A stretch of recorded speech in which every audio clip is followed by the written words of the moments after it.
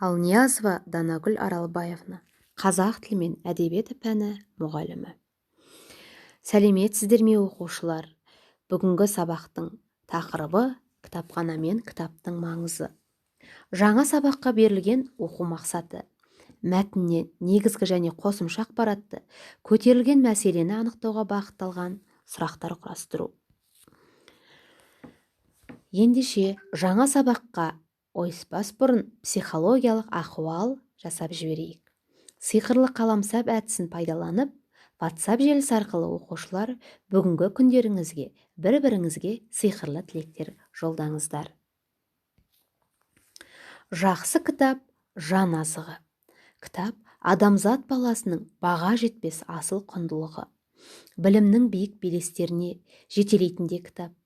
Француз жазушысы Дени Дидро адамдар кітап оқуын қойса, ойлауын да қояды деген.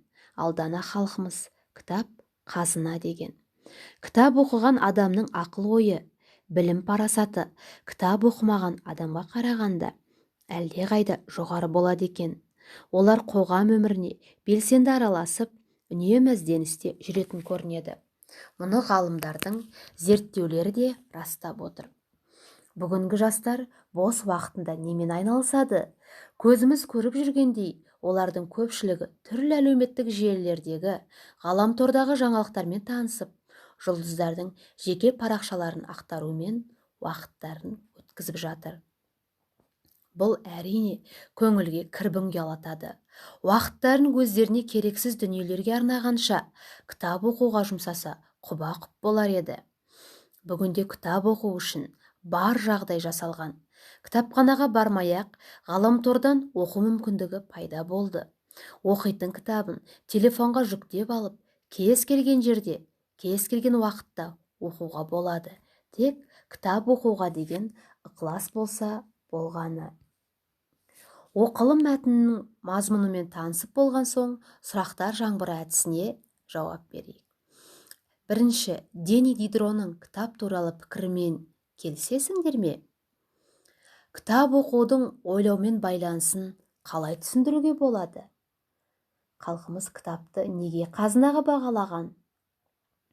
Жақсы кітап жан азығы дегенді қалай түсінесіңдер? Бірінші тапсырма: ақпаратты сүзіп алу әдісін қолдана отырып, оқылым мәтінінен негізгі және қосымша ақпаратты, көтерілген мәселені анықтауға бағытталған сұрақтар құрастырыңыздар.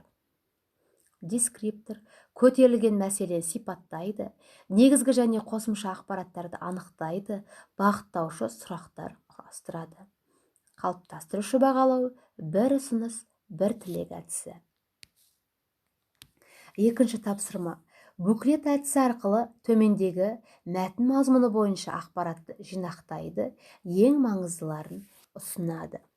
1995 жылы Парижде өткен Бас Ассамблея Конгресінің шешімімен 23 сәуір дүниежүзілік кітап және авторлық құқықты қорғау күні болып белгіленді. Ал 1997 жылдан бастап балалар кітабы бойынша халықаралық кеңестің шешімімен Данияның әлемге әйгілі ертегішісі Ганс Христиан Андерсеннің туған күніне орай 2 сәуір әлемдік балалар кітабы күні болып белгіленген. Сіздерге берілген кестенің бірінші бөлігіне жобаны ұйымдастырушылар мен қатысушыларды анықтау, екінші бөлігіне шараның мақсаты мен жоспарын айқындау, үшінші бөлігіне күтілетін нәтиже жазылады. Дескриптор мәтіннен маңызды ақпаратты анықтайды. Қалыптастырушы бағалау: комплименттер жаңбыры әдісі. Үшінші тапсырма: 5 минуттық эссе әдісі. Оқылым мәтінінен негізгі ойды білдіретін сөйлемдерді іріктеп алып, жинақы мәтін жазыңдар. Дескриптор сөйлемдерді іріктейді, жинақы мәтін жазады. Қалыптастырушы бағалау: мадақтау сэндвич әдісі. Ендеше балалар, сабақтың соңына да келіп жеттік. Ол үшін кері байланыс 3-2-1 әдісін қолдана отырып, бүгінгі сабақтан алған білімдеріңізді қорытындылайтын боласыздар. Сабақтағы маңызды үш нәрсе. Өзіме ұнаған екі іс-әрекет. Сіздер үшін бүгінгі сабақтағы бір қорытынды түйін.